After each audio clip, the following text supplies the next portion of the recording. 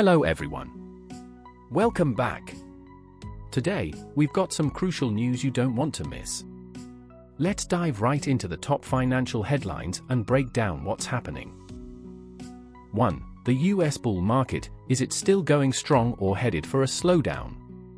While Chinese investors are anxious about whether their bull market might crash before it even gets going, investors on Wall Street have their own concerns. With the US bull market now 2 years in, many are wondering just how much longer this ride can last. A recent Barron's article titled "The Bull Market Has Lasted 2 Years. Is it just getting started?" delves into these concerns, giving us a glimpse of how seasoned investors are sizing up the market. One of the key differences between the US and Chinese markets right now is the phase of their bull markets. Chinese investors are nervously watching the start of their rally, hoping it doesn't fall apart too soon, while US investors are cautiously optimistic after 2 years of gains. Historically speaking, bull markets tend to have a limited lifespan, but recent economic trends have thrown some curveballs, keeping the market momentum alive at least for now. So, what's driving this extended rally? Well, it's a mix of excitement around artificial intelligence, AI, and the unexpected resilience of the US economy. The S&P 500 has climbed more than 60% in the last 2 years, driven in large part by surging interest in AI technologies. And while the Federal Reserve's rate cuts might seem like a sign that things are cooling off, the reality is that many investors think this bull market still has legs. Big names like BMO and Goldman Sachs are upping their forecasts for the S&P 500, with BMO raising its year-end target to 6,100 points and Goldman setting a target of 6,000 points. Goldman even predicts the index could hit 6,300 over the next 12 months. That said, Goldman's lead strategist David Kostin has warned that current valuations are high, and this could slow the pace of gains in the coming year. What's really interesting is the widespread belief that the US economy has achieved a soft landing, a term that describes an economic slowdown that avoids a full-blown recession. This sentiment is echoed by Jamie Dimon, CEO of JP Morgan, who recently shifted his stance from warning about a recession to claiming that the economy is now on a stable path. In short, while there's still plenty of optimism, investors know that things can turn quickly.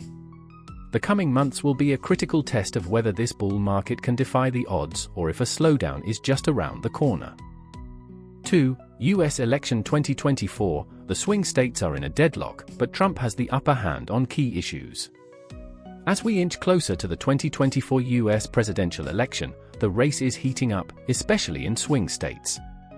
According to a Wall Street Journal report titled "Battle for Swing States is Tied, Trump has edge on top issues," Wall Street Journal poll shows Donald Trump is edging out Kamala Harris on crucial topics like the economy and border security, 2 issues that are top of mind for many voters. The election is shaping up to be a nail-biter, with both candidates neck and neck in battleground states like Arizona, Michigan, Wisconsin, and Georgia. Harris is leading in these states, but just barely.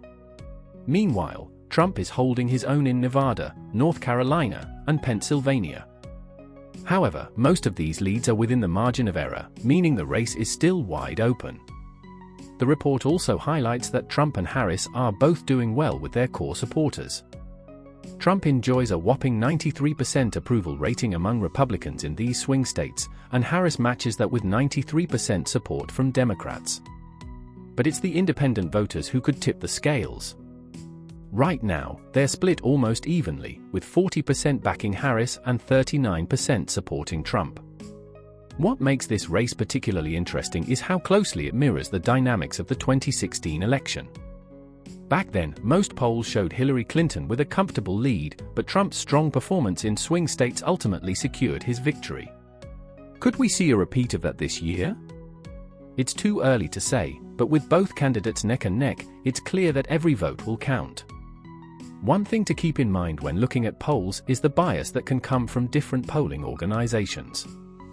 As the article notes, many polling firms lean toward the Democratic side, which can skew the results. On the flip side, there are Republican-leaning polls like those from Rasmussen, which tend to show more favorable numbers for Trump. The key is to look at a variety of polls and understand the biases behind them. In the end, this election is far from decided. Both candidates are fighting tooth and nail for every vote, and the final weeks of the campaign could make all the difference. 3. Russia revives Stalin's legacy amid political turmoil. In a move that's raising eyebrows around the world, Russia is set to unveil a new statue of Joseph Stalin, the Soviet dictator responsible for millions of deaths. According to Politico, the statue will be erected in Vologda, a region in northwestern Russia, following demands from the public. This decision comes at a time when Russia is facing increasing isolation on the international stage, particularly in the wake of its ongoing war in Ukraine. With the country's economy suffering and its military campaign dragging on, some Russians are looking to the past for a sense of direction, even if that past includes a leader as controversial as Stalin. Stalin, despite his brutal reign, is still seen by some in Russia as a figure of strength and order. This resurgence of Stalinism seems to reflect a growing sense of desperation among the Russian people, who are grappling with a faltering economy and a war that shows no signs of ending. In many ways, this move mirrors the rise of extreme ideologies in other parts of the world during times of crisis.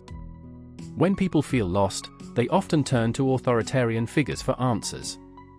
From my perspective, this is a troubling development. The re-emergence of Stalin's image in Russia suggests that the country is moving further away from democratic ideals and closer to a more authoritarian, nostalgic view of its history. It's a stark reminder that in times of uncertainty, even the darkest chapters of history can find new life. For Taiwan's diplomatic win, Tsai Ing-wen's groundbreaking visit to the European Parliament. In a historic move for Taiwan, former President Tsai Ing-wen is set to visit the European Parliament, marking the first time a Taiwanese leader has been invited to address the body. According to Taiwan Central News Agency, Tsai's visit will include a public speech in the Czech Republic and meetings with key members of the European Parliament in Brussels. What makes this visit so significant is that it signals a growing shift in Europe's stance on Taiwan. With tensions between Taiwan and China at an all-time high, Tsai's trip represents a major diplomatic victory for Taiwan and a recognition of her efforts to strengthen ties with Europe during her presidency. Of course, China isn't thrilled about this development.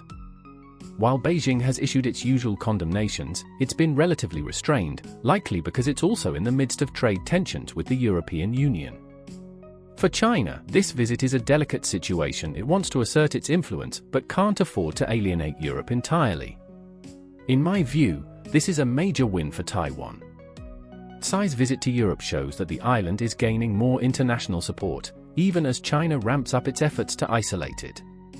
This could be a turning point in Taiwan's relationship with the global community, and it will be interesting to see how China responds in the coming months.